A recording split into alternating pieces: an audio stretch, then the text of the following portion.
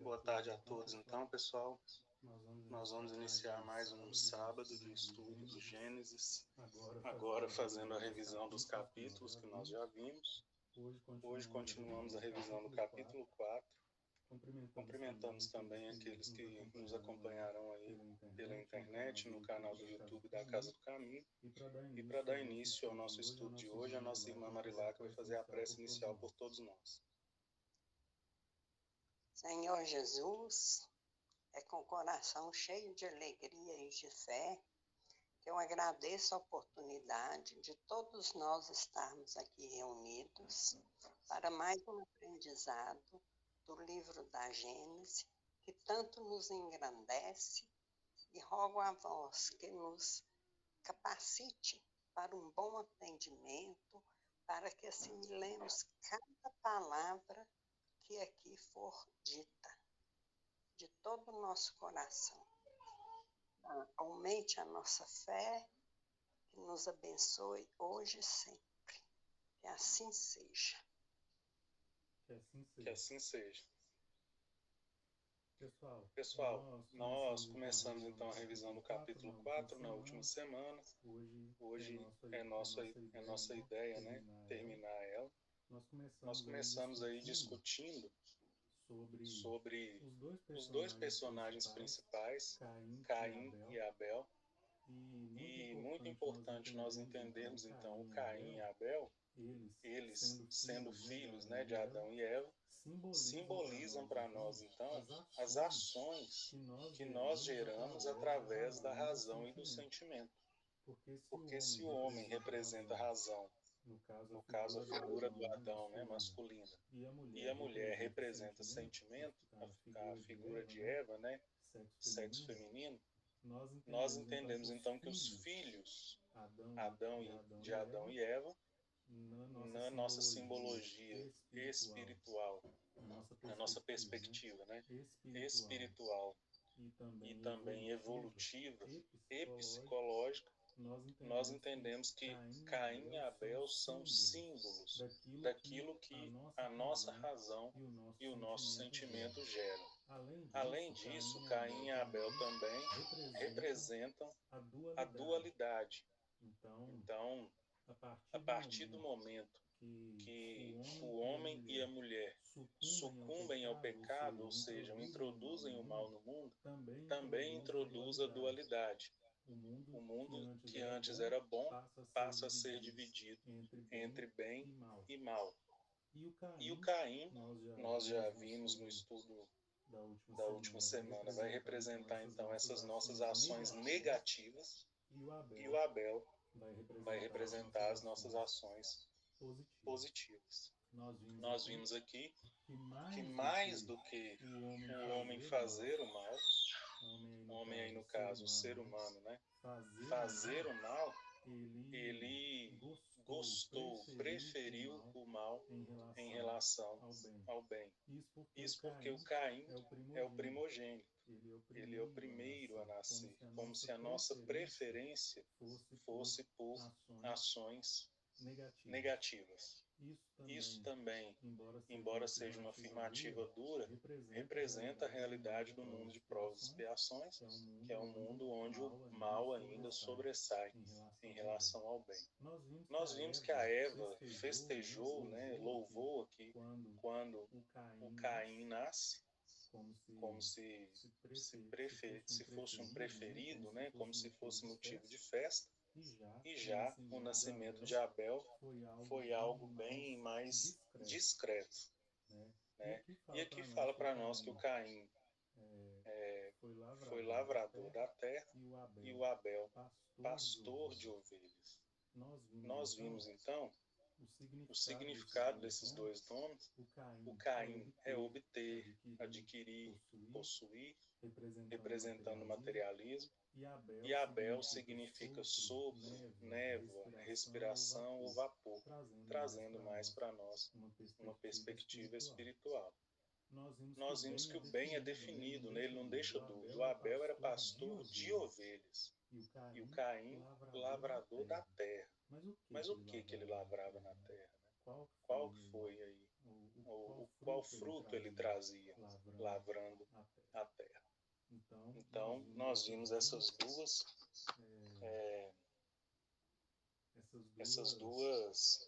vertentes aí desses nomes que mostram para nós também uma contribuição, né, para essa perspectiva que nós estamos adotando de dividir aí o Caim e o Abel como sendo a dualidade, não dividir, mas trazer, né?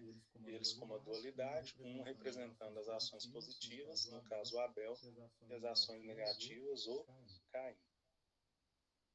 E aí nós vimos para a parte então dos sacrifícios ao Senhor, quando, depois de alguns dias, Caim foi fazer uma oferenda para o Senhor, para Deus, né? Trazendo frutos da terra. E o Abel trouxe dos primogênitos das suas ovelhas e da sua gordura. Aqui, gente, então, nós começamos a falar sobre os sacrifícios, né?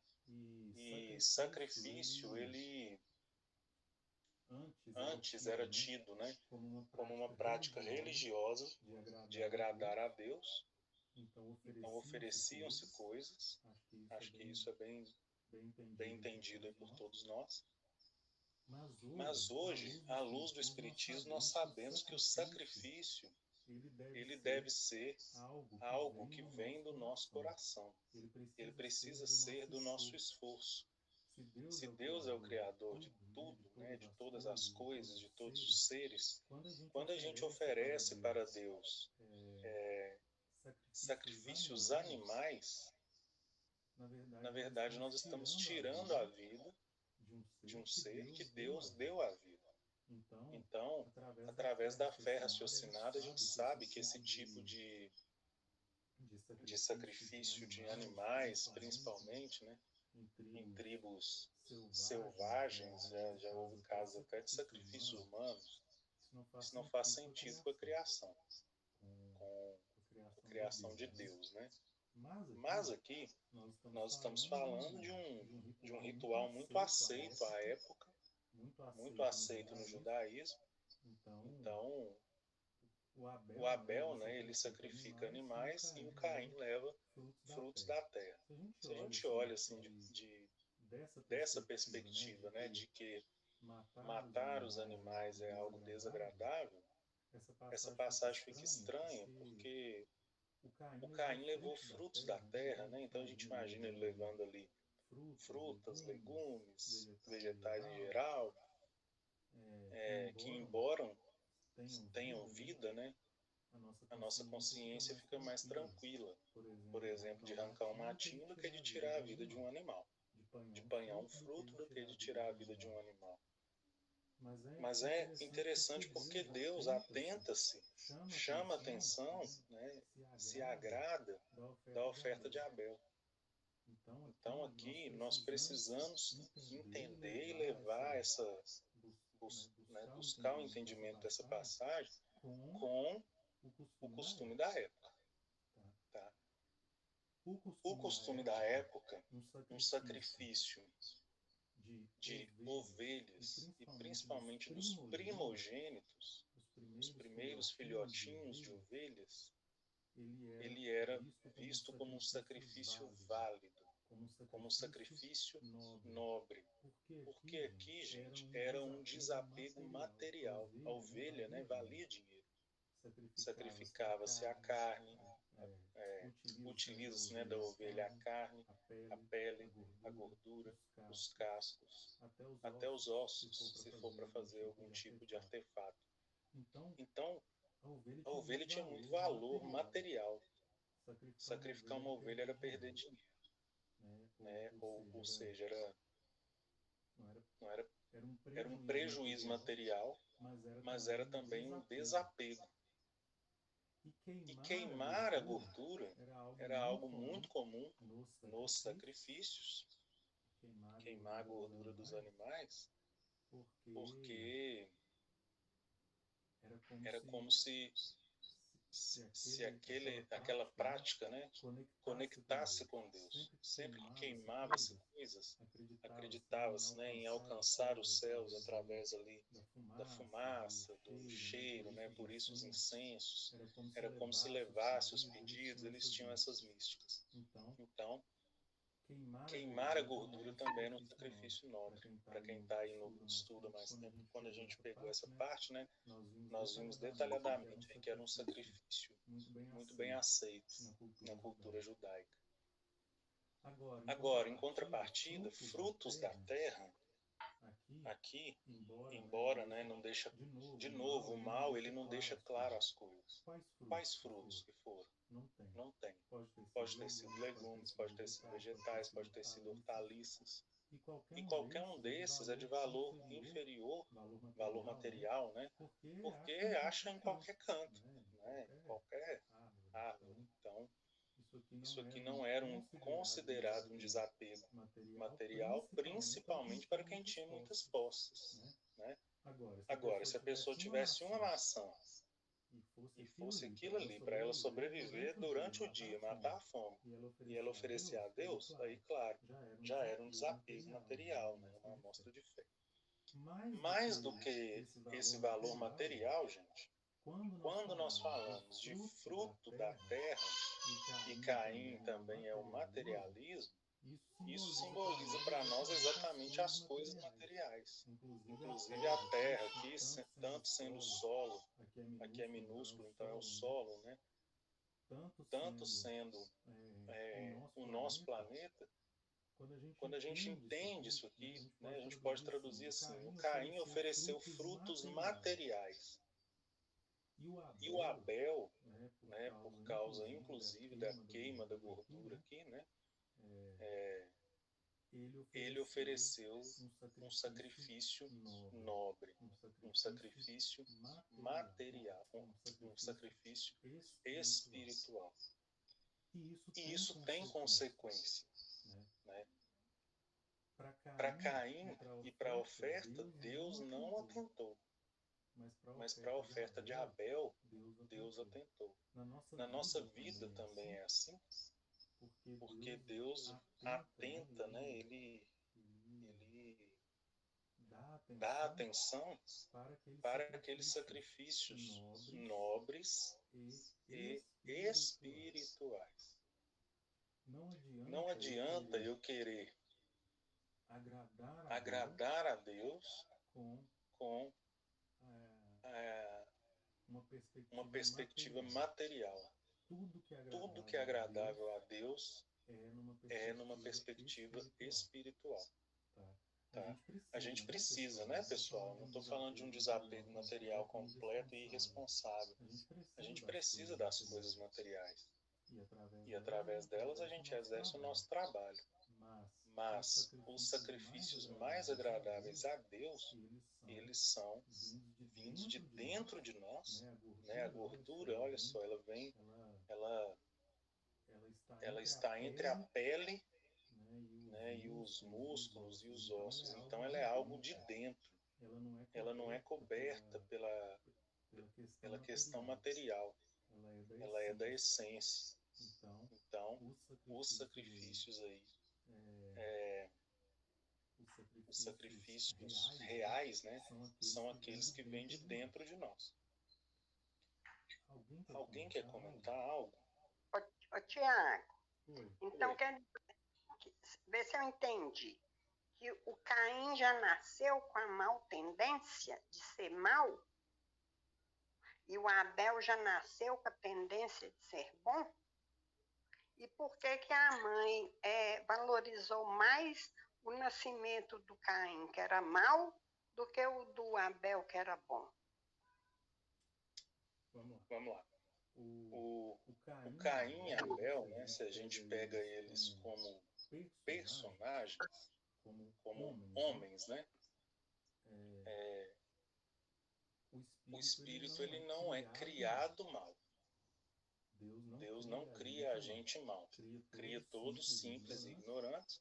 A partir da nossa evolução, a gente vai criando a nossa bagagem espiritual. E o nascimento, né, de uma criança, essa criança vai nascer com toda a bagagem anterior dela.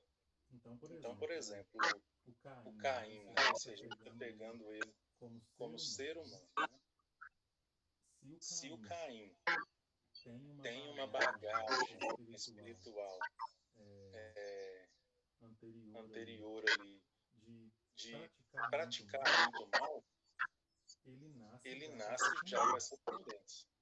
Tiago, só um momento. Pedir a Marilá. Já o microfone dela está dando muita interferência. A não ser que seja o meu. Desliga aí, por favor.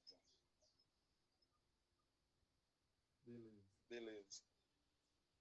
Então, obrigado.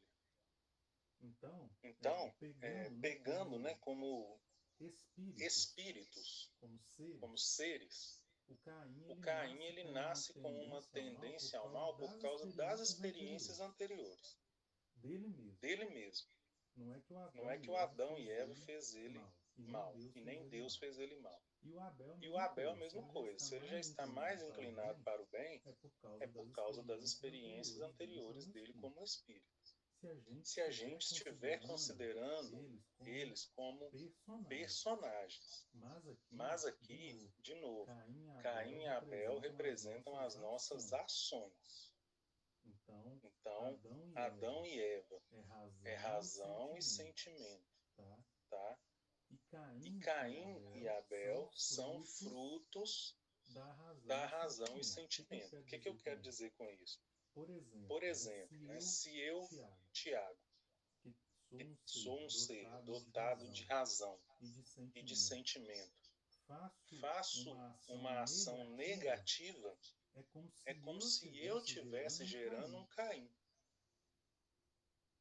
Em contrapartida, se eu faço uma ação positiva, se eu trabalho no bem, é como se eu estivesse dando a luz a Abel. Então, Marilac, essa pergunta sua é muito importante para a gente trazer isso para a nossa perspectiva. O mais importante para nós aqui é o Caim e o Abel que vem de nós. Né? O da história, se a gente traz eles como personagens, é isso. O Caim é mau porque ele é um espírito que foi acumulando maldades ao longo das reencarnações e veio com essa carga. Não é porque Adão e Eva fez ele mal e nem Deus criou ele mal. Abel é a mesma coisa. Ele é do bem porque ele teve experiências mais positivas anteriores e vem com essa bagagem voltada para o bem. Não é porque Adão e Eva criou ele bom e Deus criou ele bom, né? Se a gente for tratar como espírito. Naquela época, eles existiram como pessoa mesmo, né, Tiago? Não tem prova disso. Tem toda uma história deles, que Caim matou Abel, tudo. É muito provável que eles não existiram como pessoa, viu, Manuel? Hoje já é bem aceito que eles não existiram, que eles são personagens que o Moisés utilizou para escrever o Gênesis. Quando a gente pega até os significados dos nomes, né, eles são bem direcionados. Olha só, o Caim é mau e está voltado para o materialismo, que é obter, adquirir, possuir. O Abel é bom e está voltado para parte espiritual, que é sopro, névoa, respiração. Então, parece ser algo pensado aqui, sabe? E hoje, nas próprias Bíblias, quando a gente vai ver aí as introduções dos livros, inclusive é o caso da versão da minha Bíblia, na introdução dela fala, né, que a gente precisa entender esses personagens como representantes das nossas personalidades e não como pessoas que realmente existiram. Tá? Muitos desses personagens, eles não existiram. Não tem evidência nenhuma. Como o próprio Adão e a Eva, né, Tiago? Nem Adão e Eva. Inclusive, né, quando a gente voltar lá para a Gênese, tem uma parte que Allan Kardec traz para nós sobre Adão e Eva. E ele afirma, né, que não existiu da maneira que a gente pensa. Né? Então, todos esses, por isso que a gente atenta aqui para quê? Para simbologia. É por isso que é importante a gente trazer o que representa em nós. Em nós, toda a ação negativa que a gente gera é como se a gente estivesse dando a luz a Caim. E toda ação positiva é como se a gente desse a luz a Abel. Adão e Eva estão dentro de cada um de nós, como sendo Adão representando a razão e Eva representando o sentimento. Tá? Deu para entender? Ficou claro isso? Deu para entender. Quer dizer que eu entendi assim, Caim é o mal que a gente faz, né? Isso terreno. E o Abel é o bem que a gente faz espiritual. É isso aí. Então tá bom. Obrigado, Tiago. De nada. E aí, gente, Deus então, né, chama atenção à oferta de Abel, perdão, e a de Caim não chama atenção, e o Caim ficou irado. O Caim irou-se e descaiu-lhe o semblante. Né? Então, isso aqui, ó, é interessante como até que descreve, né? Porque quando a gente faz o mal, quando a gente gera uma ação negativa, geralmente ela é vinda da raiva, da ira, do ódio, da vingança, tudo relacionado com esse sentimento negativo. E a gente descai o semblante, a gente fica o quê? De cara amarrada, né? Muitas vezes triste, muitas vezes o remorso deixa a gente com esse semblante caído, né? Então, aqui está mostrando para nós uma consequência no corpo físico. Porque é sempre assim, as nossas ações elas vão reverberar também no nosso corpo físico. E aí entra, pessoal, na parte, né, que eu pedi que vocês dessem uma olhada, que está lá no Evangelho segundo o Espiritismo, capítulo 10. O sacrifício mais agradável a Deus. Alguém que leu quer comentar alguma coisa?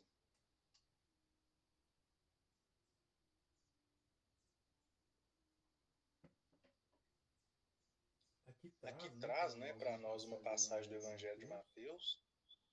Quando fordes colocar a vossa oferenda no altar e lembrar que vosso irmão tem qualquer coisa contra vós, deixai a vossa dádiva junto ao altar e ide antes reconciliar-vos com vosso irmão. Depois, então, voltai a oferecê-lo. A gente poderia ficar uns 2, 3 estudos falando isso aqui, mas eu vou trazer a ideia principal para a gente prosseguir. Vejam que aqui traz, né, uma pessoa que está indo fazer uma oferenda a Deus, mas no meio dessa oferenda ela lembra que tem um irmão que tem algo contra ela, não é ela que tem algo contra o irmão. Ela lembrou que tem um irmão, né, uma pessoa que tem algo contra ela.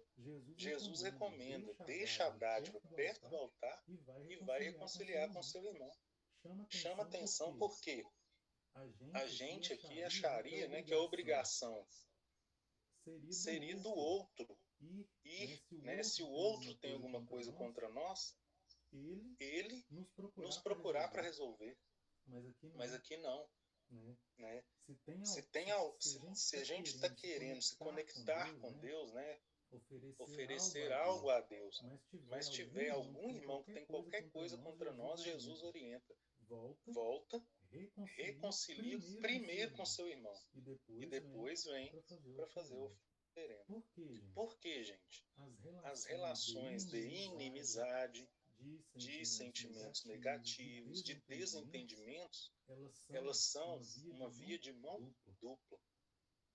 Se alguém me magoou e eu fico esperando aquela pessoa vir pedir perdão, por exemplo, era como se eu estivesse colocando um empecilho para eu me conectar com Deus.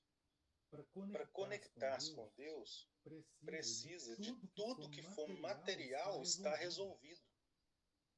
Então, se é um desejo real nosso de conexão com Deus, a gente deve buscar primeiro resolver as pendências materiais. E Jesus traz isso em outra passagem: reconcilie-te com o inimigo enquanto ainda está com ele. Ô, Tiago, e quando alguém não tem um bom relacionamento com a gente percebe que ela não é amistosa, pode ser até da família, filho, mãe, qualquer um. E você faz de tudo para aproximar, mas ela não dá abertura. Como que fica? Como que fica?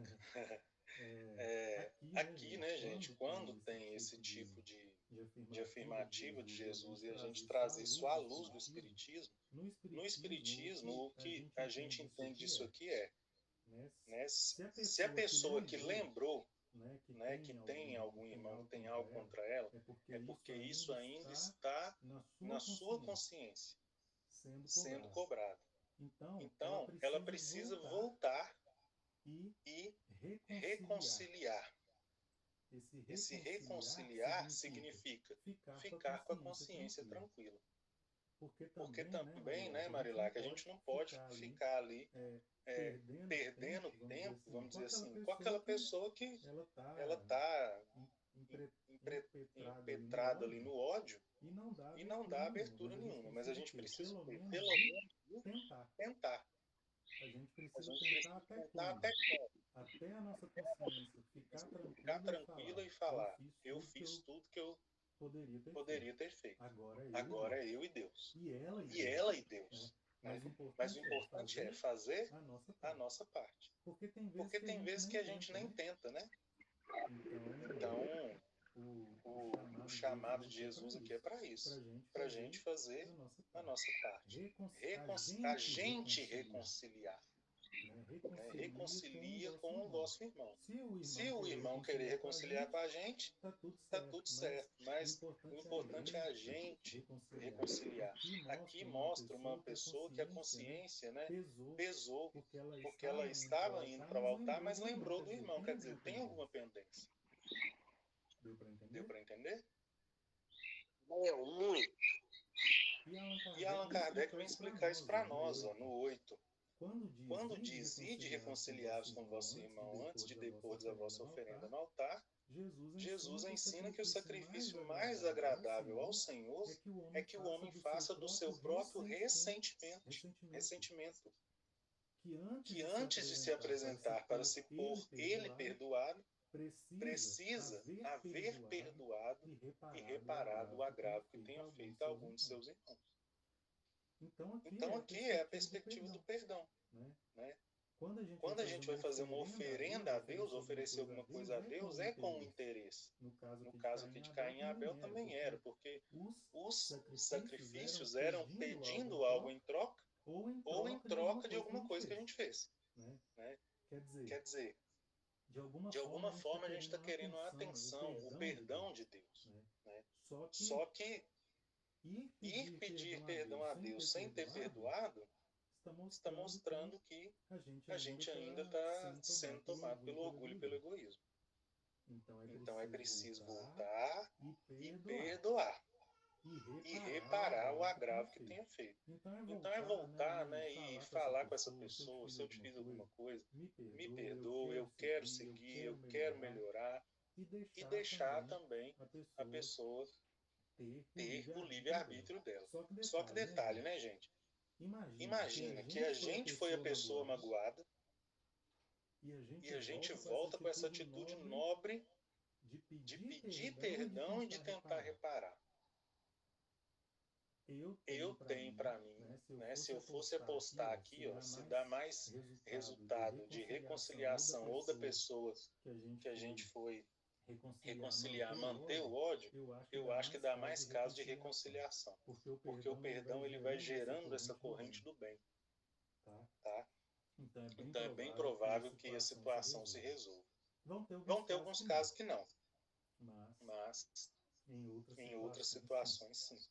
A maioria das situações eu creio que sim.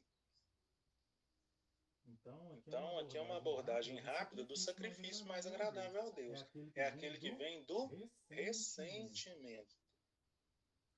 Esse aqui que foi, né, para dar oferenda e lembrou é porque ainda tinha algo segurando, manchando, não estava puro. Né? ressentiu aqui, a consciência lembrou. Então, Então, quando a nossa consciência, né, que a gente entende isso aqui?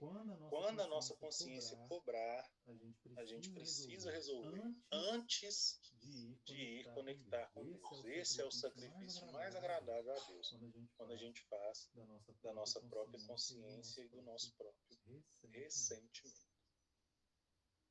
Mais alguém, gente? Ô, Tiago, Oi, e dona Silvia. quando a gente fala nesse reconectar com Deus, né? Assim, quando, igual o Marilac falou, e quando a gente, vamos supor, a pessoa que me magoou e eu que tenho que perdoar, nesse conselho, que isso é um conselho de Deus para cada um de nós, é que ele está passando aquilo para nós mesmos, porque à medida que eu perdoo, né, meu coração também se abre, mesmo que eu chegue perto da pessoa, a pessoa até me distrata ali, mas se eu estou pedindo aquele perdão de verdade, de coração, aquilo ali não vai me afetar, então eu estou me libertando, o perdão é liberdade, e a liberdade é para mim, né? Não é para o outro, a liberdade, o que o outro vai fazer é problema dele, mas eu estou me libertando, eu estou livrando do meu orgulho, né? Você está livrando de tanta coisa ali que você tem, né? Que a gente muitas vezes tem dentro da gente, e através do perdão sincero, né? Sincero, você está se libertando. Esse é o conselho de Deus, por isso que ele fala, né? Vai, reconcilia com seu irmão antes de chegar com a oferta para ele, né? Exatamente. E a gente indo, né, com essa consciência tranquila, esse coração aberto, como a dona Silvia fala, até melhora a conexão com Deus, né? A gente eleva a vibração, então a conexão com Deus fica mais fácil, né? Quando a gente voltar aqui para o altar, vai estar o quê? Mais leve, né? Então, é isso aí, é libertação para a gente, porque é isso, se a gente está buscando Deus, nós temos que ver as nossas ações, fazer o que for possível para ajudar o outro também, mas as ações que nós podemos controlar totalmente são só as nossas, né? Então é isso. Eu tinha pedido também, gente, para fazer uma outra leitura, né, do Evangelho segundo o Espiritismo, que fala lá sobre os tormentos voluntários. Alguém chegou a ler? Eu não li nenhum, Tiago. Tá. Os tormentos voluntários, eles vão falar para nós de dois sentimentos lá, que são tratados como tormentos voluntários, que é a inveja e o ciúme. Eu só apontei eles lá porque foi exatamente o que o Caim sentiu, né? Quando ele viu que Deus atentou para a oferta de Abel, mas não atentou para a dele, ele teve inveja e ciúme, né? Que são sentimentos totalmente voltados para o materialismo. Então é só para complementar aqui. O motivo, né? Não o motivo, mas gera uma consequência dele ficar irado, né? Porque ele estava também com esses sentimentos no coração. Vamos continuar então. E Deus, né, procura Caim. Por que te iraste? E por que descaiu o teu semblante? Se bem fizeres, não é certo que serás aceito. E se não fizeres bem, o pecado jaz à porta. E sobre ti será o seu desejo, mas sobre ele deves dominar. Então aqui, gente, de novo, né? Senhor é o que? É a consciência. É a consciência, é um Deus... Não, perdão. Aqui é um Deus material, né? O Senhor é um Deus totalmente com características humanas. Então isso aqui é o Caim pensando com o Deus que ele acha, né? E a consciência falando, ó, se bem fizer, não é certo que serás aceito. Isso é verdade. se não fizer o bem, o pecado jaz à porta. Isso é verdade também. Quer dizer, está mostrando para nós que as ações negativas, né, o Caim, a gente faz mesmo sabendo das consequências. Mesmo sabendo o que deve ser feito, mesmo conhecendo, porque isso é o mal, né? A gente precisa conhecer a lei de Deus para ser considerado mal. Então, sobre esses sentimentos, a gente deve o quê? Dominar. A gente deve cuidar, né?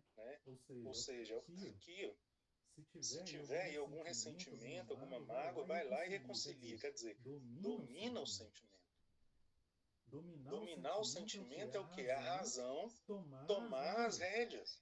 Porque o mal lá com a serpente só aconteceu porque ela chegou em Eva, que é o sentimento, e a razão não barrou. Ela culminou ali no mal porque a razão corroborou, né? Concordou com o mal e fez. Então, essa parte aqui mostra para nós que o Caim tinha conhecimento. Ou seja, as ações negativas que a gente faz, elas são consideradas negativas porque mesmo assim a gente tem conhecimento, né? Mesmo tendo conhecimento da lei de Deus, a gente pega e faz. E olha só, mesmo sabendo disso tudo, o que o Caim faz? Estando eles no campo, se levantou Caim contra seu irmão Abel e o matou. Aqui, né, a gente precisa entender porque fica muito clara a ideia de dois personagens, né? Mas, de novo, Caim e Abel são nossas ações positivas, sendo Abel, e negativas, sendo Caim. Caim matar o Abel, né, significa quando uma ação negativa vence uma ação positiva. Imagine que a gente está aqui, ó, indo oferecer, né, para Deus, né, indo até o altar, e a gente pensa assim: preciso me reconciliar com meu irmão. Eu vou lá e vou fazer isso. No meio do caminho a gente fala assim: não vou reconciliar não.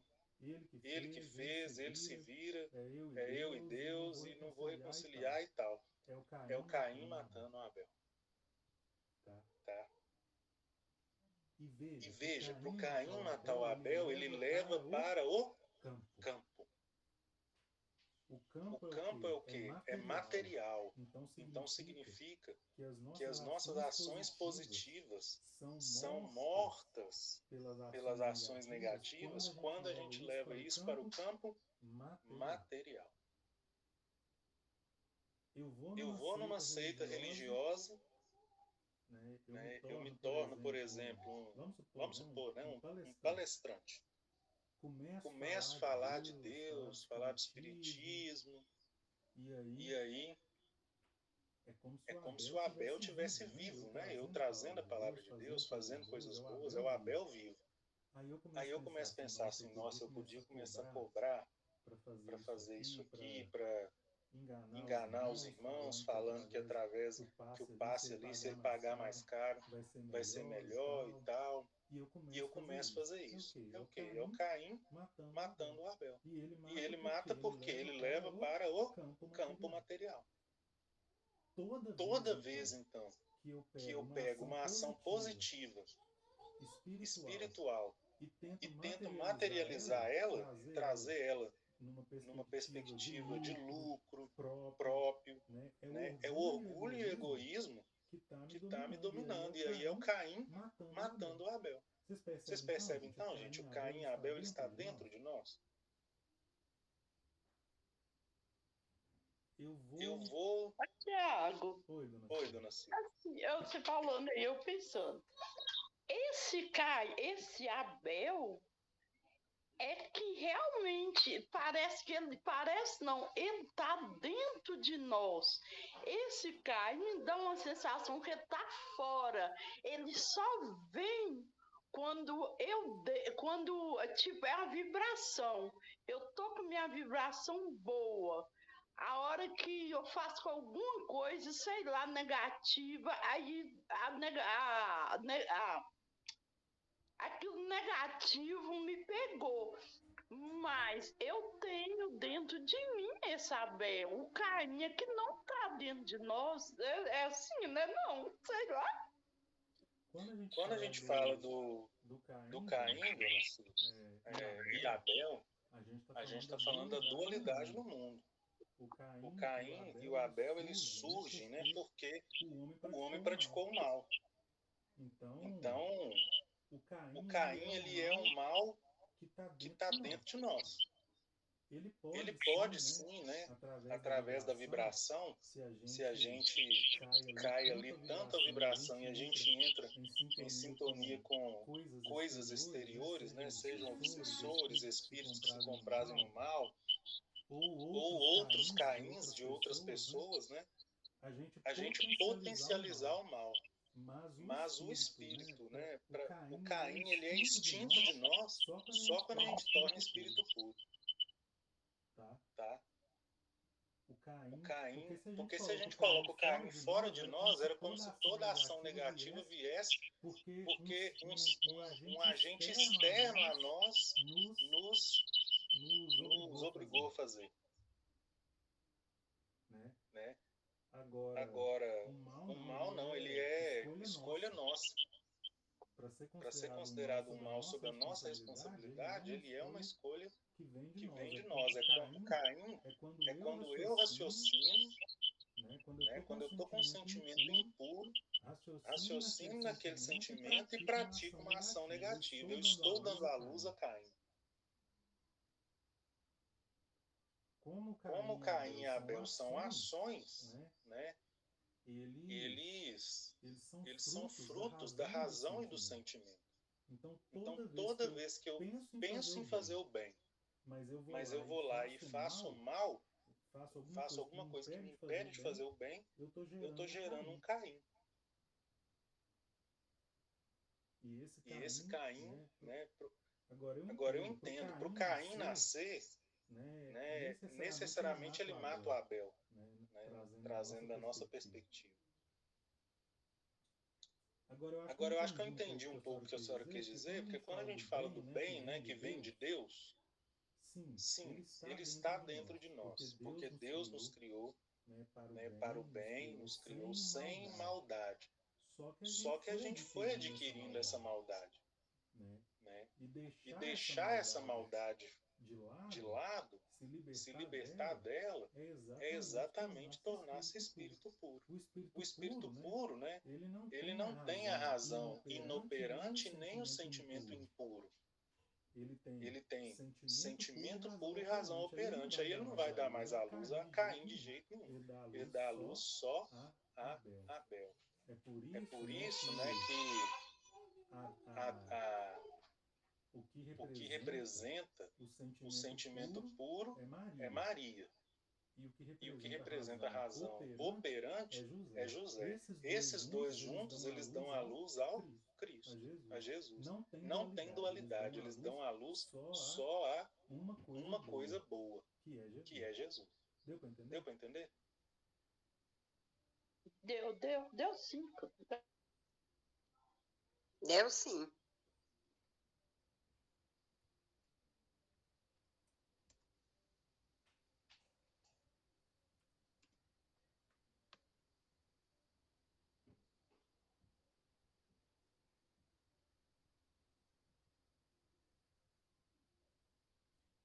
E aí, gente, disse o Senhor a Caim: onde está Abel, teu irmão?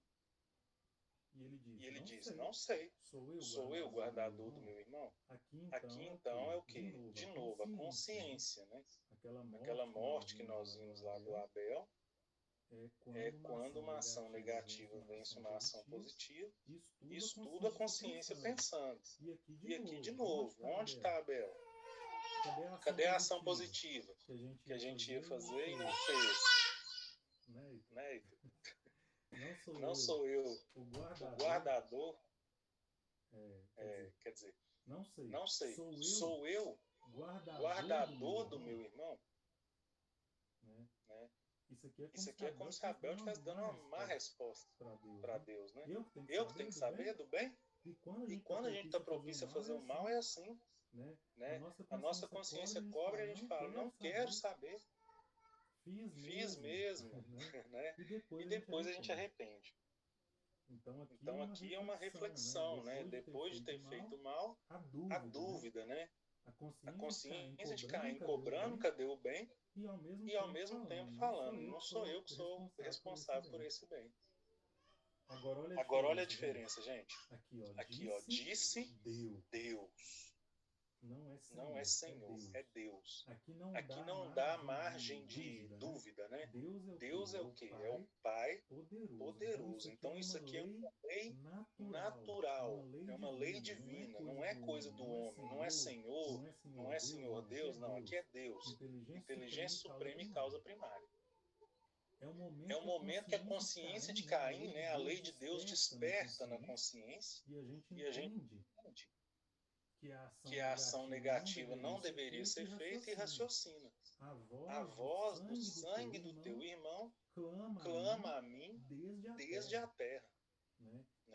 E aí nós vimos isso aqui, chama atenção, né? A voz do sangue. Como assim? O sangue grita? O que é isso? E sangue, nós vamos ver o significado de sangue lá no livro Missionários da Luz, no capítulo 13, Alexandre explica para André Luiz que o sangue, no seu movimento constante de fluxo e refluxo, representa o trabalho divino operante em nós. Então, né? A lei natural é o quê? Trabalhar com Deus, que é o que o sangue representa. A voz, né, quer dizer, o chamado ao trabalho de Deus, né, que é o trabalho no bem, que é o Abel, clama desde a terra, desde o início. Desde o princípio, o nosso chamado é para trabalhar com Deus, no bem. Só que a gente escolheu fazer o mal. E vem a consequência. A própria consciência agora. Maldito és tu desde a terra. Maldita é uma maldição que Deus está colocando em Caim? Não, é uma consequência. Se fez o mal, é maldito. Desde a terra que abriu a sua boca para receber da tua mão o sangue do teu irmão. Que terra é essa? É o campo, né? O espaço material. A condição material que possibilitou que o Caim matasse o Abel, ou seja, que a nossa ação negativa vencesse a ação positiva, é maldita. Porque impediu de fazer o trabalho no bem. Então, lá no exemplo que a gente falou do passe, né? Eu vou começar a trabalhar ali com passe, estou fazendo bem. É o Abel. Aí o Caim vem, né? Aí eu começo a pensar, por exemplo, no dinheiro. Vou começar a cobrar para dar o passe. Não dá diferença nenhuma, mas eu vou começar a cobrar e falar com as pessoas que o passe é melhor para quem pagar mais. E começo a fazer isso. É o Caim vencendo o Abel. O campo, qual foi o campo material? Né? O campo material, nesse caso, foi o dinheiro. Então, que abriu a boca para receber o sangue. Né? Era como se o dinheiro fosse o motivo para eu cometer o pecado, para cometer uma ação negativa ao invés de uma ação positiva. Maldito és tu. Quer dizer, a consequência disso. Né? O que originou o pecado é maldito. E aí vão vir o quê? Provas, expiações para aprender a lidar com isso que te levou ao mal. Então pode vir futuramente reencarnações aí em situações difíceis, de falta de dinheiro, né? Ou outras situações para aprender a valorizar. Deu para entender, gente? Deu sim. Eu entendi. Quer comentar mais alguma coisa? Não. Porque aqui a gente encerra, né, a nossa revisão E na semana que vem, então, a gente já retorna com o estudo normal, com a Gênese, uma parte, e aí a gente vai prosseguir, então, no Gênesis capítulo 4, a partir do capítulo 11, que a gente já tinha visto, hoje foi só a revisão. Nós vamos ver, então, aí, depois, né, tem uma perspectiva do perdão, uma questão do perdoar 70 vezes 7, tudo depois disso aqui. Beleza? Beleza. Achei a reunião hoje importantíssima. As explicações de muito aprendizado, pelo menos para mim. Ah, sim. Que bom, né? Só Quando a gente fala dessa... Oi? Essa parte aí que o Tiago falando mesmo, do dinheiro, quando a gente para e pensa, realmente, é o sangue, né? Você vê o tanto que a gente mata por esse dinheiro corrupto, né? O tanto que você realmente põe o dinheiro na frente de quase tudo, né? O dinheiro era para ser uma coisa para nos sustentar no bem, mas a gente acaba fazendo essa confusão toda com ele, matando, roubando, fazendo tudo, né? Então, o estudo realmente ele dá a gente uma claridade, né? Muito grande. Isso mesmo, Danúcia. Eu falei aqui, gente, do Missionários da Luz. Eu tinha colocado aqui, ó. É Missionários da Luz, capítulo 14, né? Acho que eu falei 13. Mas aqui tem a definição. Ó. O sangue, portanto, é como se for o fluido divino que nos fixa as atividades no campo material e em seu fluxo e refluxo incessante na organização fisiológica nos fornece o símbolo do eterno movimento das forças sublimes da criação infinita. Quando a sua circulação deixa de ser livre, surge o desequilíbrio ou enfermidade. A gente lembra, né, de algumas passagens do Evangelho, né? A mulher hemorroísa, por exemplo, né, tinha um fluxo de sangue. Era o quê? Né, se a gente traz aí para essa simbologia, um afastamento do trabalho, né, com Deus. Mas isso é assunto para outras oportunidades, mas aqui é bom a gente trazer, né, a referência certinha aqui para nós.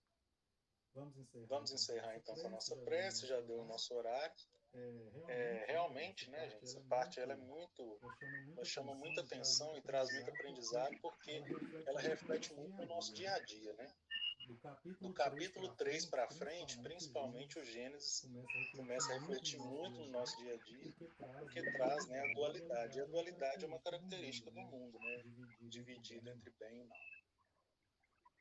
Vamos então agradecer a Deus pela oportunidade, pelo amparo dos benfeitores amigos, do nosso anjo da guarda, dos trabalhadores da Casa do Caminho, que sempre nos ajudam. Que o Senhor abençoe, Senhor, todos nós, aqueles que não puderam estar conosco.